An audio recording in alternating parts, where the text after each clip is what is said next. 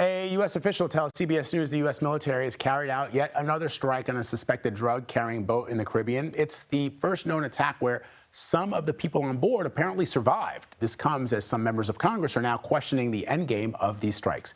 I want to bring in CBS News Pentagon reporter Ellee Watson, who's joining me now from Washington. So, Ellie, what more do we know about this latest strike, and how do we know that people survived?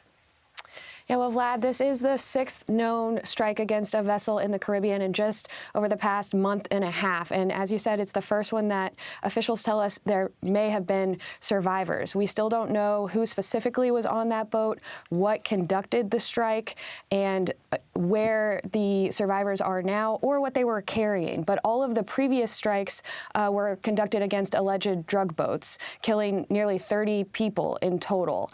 The strikes are part of an expanded use of the military for missions against drug cartels that have historically been handled by the Department of Homeland Security using interdictions. And amidst this now military mission, there are about 10,000 U.S. forces in the region, including on warships like destroyers and on bases in Puerto Rico. All of that buildup seems a bit like overkill if these strikes remain limited to just drug boats. But President Trump, as you've heard, Vlad, over the past few weeks has threatened to expand the use of the strikes to target cartels, not just in the sea, but also on land. Yeah.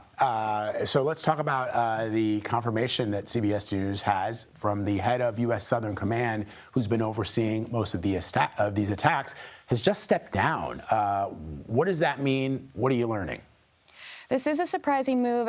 Admiral Alvin Holsey, who heads U.S. Southern Command, was only confirmed into the position last year. So this is usually a 3 to 4 year term, and yesterday announced he will be retiring early at the end of the year.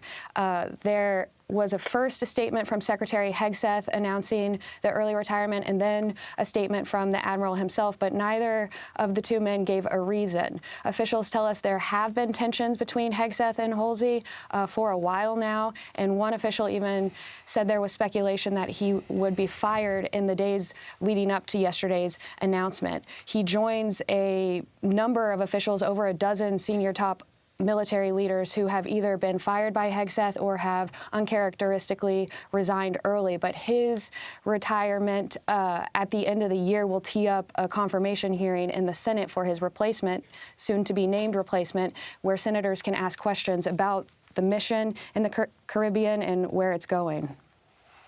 Very surprising move indeed. Ellee Watson, always good to have you. Thank you very much. Appreciate you. Thanks.